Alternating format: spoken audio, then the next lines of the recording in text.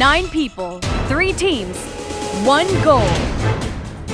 For 14 days, these teams must work together to train harder, eat healthier, and manage their finances better. The better our Film Vitality members live, the more points they earn. The more points they earn, the closer they are to winning the prize, a luxurious wellness trip to Bali. The race is on. Everyone, welcome to Camp Live Better. Meet the players, the life coaches. I'm Raymond Gutierrez. I'm part of the Film Life family, and I'm excited to be the coach for Team Mond. I'm Solenn and I'm in Team Solenn. I'm Nico and I'm the coach of Team Nico. It's all in good spirit. We're all here to kind of promote, living a better life. It's all about really knowing what's important to you. That's your health, that's your well-being, your finances. That's what we're here for. And I think Nico, Solenn, and myself, we're a true testament to that because that's what we try to do every single day of our lives. The Film Life Advisors. I'm Josh Bayabo. I'm Carlos Sicat. My name is Patricia Marie San Juan. My role with Team Solenn is guide them to earn points through Film Vitality program. What I can do to help our team is to strategize.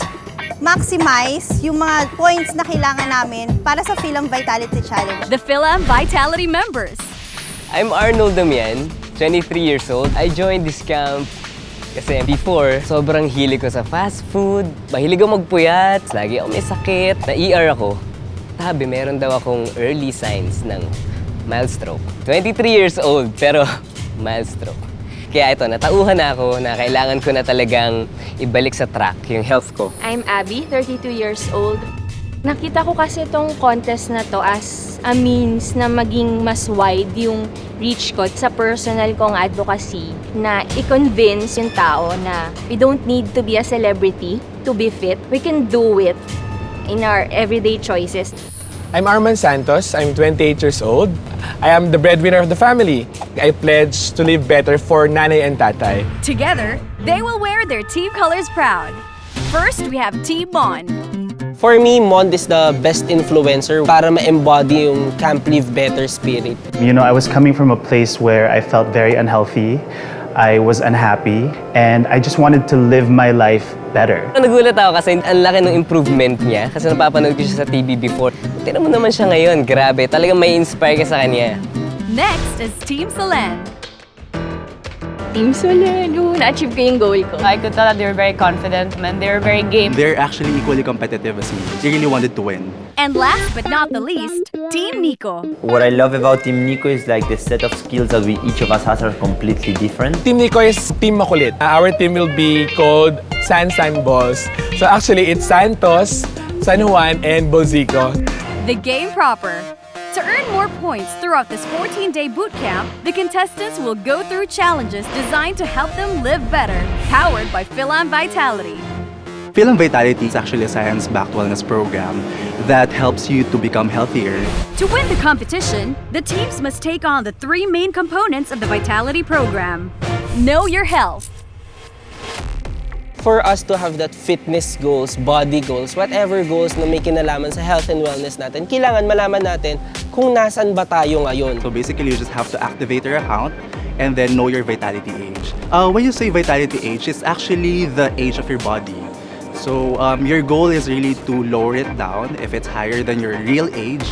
And then from there, doon na magsa-start yung vitality journey mo. I'm only 28 years old. Medyo nawaw talaga ako because my vitality age is actually 47. Around 20 years, di ba, na mas mataas dun sa aking normal age. Improve your health. Ano yung necessary actions, necessary steps na kailangan natin gawin para maging better version ng mga sarili natin. So either you enroll in the gym, join a fitness activity, or eat healthy. So that's where it falls. Enjoy the rewards. We reward you by giving you discounts with our partners and also with increase in coverage. The healthier you get, the more rewards that you get as well. Here at Camp Live Better, participants will earn points through these 2 steps. At the end of the competition, the team with the highest cumulative points will be named the winner. Their journey begins at the Camp Live Better headquarters. Our first clue. It says here it's a relay. Are you guys good at relays? So I have a feeling we're gonna be split up. Yeah, you're strong, you're fast. So we will just have to make sure that we all do what we're strongest at. The first challenge is a relay race. On the bike, one team member must pedal as fast as possible to uncover the kettlebells. The next member must carry these kettlebells across the gym and onto a scale. As soon as the prescribed weight is achieved, a climbing kit is released.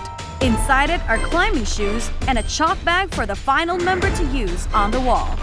The first to grab the Film Vitality card wins the challenge. Let's keep a positive mindset. We've worked this hard to get here. Let's have fun. I think we're ready. I think we're strong enough. We can do this, and let's keep it classy. Team Solenn. San boss! San boss! San boss! 1, 2, 3, Team Mond! Go, go, go, go! Okay, let's go, let's go, let's go! And ang galing ni Mond, sobrang bilis niya doon. So head start, ang ganda ng simula namin.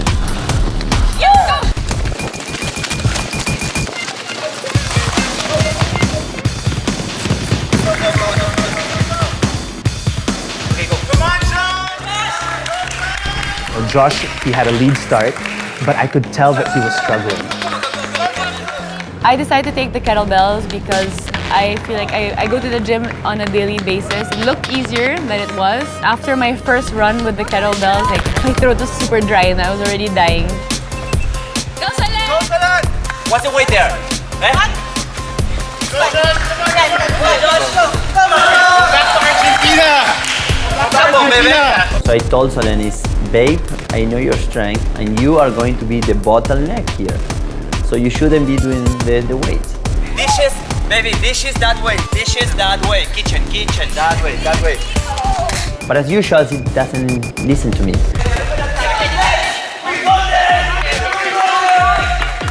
I noticed that he was slowing down, he was running out of breath, he was having a more difficult time. I could tell those kettlebells were not easy. Pero syempre, pinush na lang din namin si Josh kasi nakita ko naman na ginawa niya talaga yung best niya. Nakita ko na medyo nahirapan siya. Tinake ko na yung opportunity para medyo mas mauna sa kanya. And then doon na naka-recover yung ibang teams na nakahabol sila. Medyo naisip ko na baka mahirapan ako because medyo matagal na rin ako hindi nakakapag-workout. Sinuggest ko kay Arman, buhatin muna yung mabibigat and then pagbalik mo, pagaan ng pagaan. Hindi ko rin alam paano ko nabuhat yung isang 30 kilograms saka 20 kilograms. Siguro yung adrenaline rush yung medyo gumana sa akin during that time because I really wanted to win the challenge for our team. I knew Arman was going to take a huge advantage in that part because Arman destroyed them all. Yes, my boy! Yes!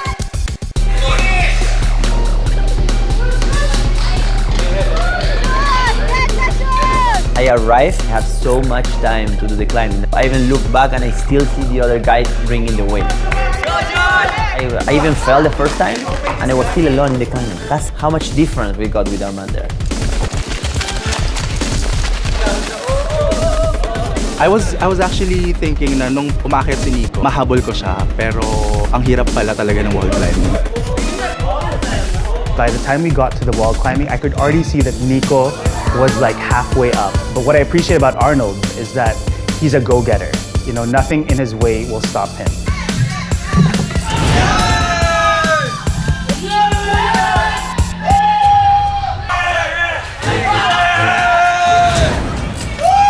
I think I was super happy because it was the first challenge and we won it. So I think these two are them. Especially because it was so much trash talking before.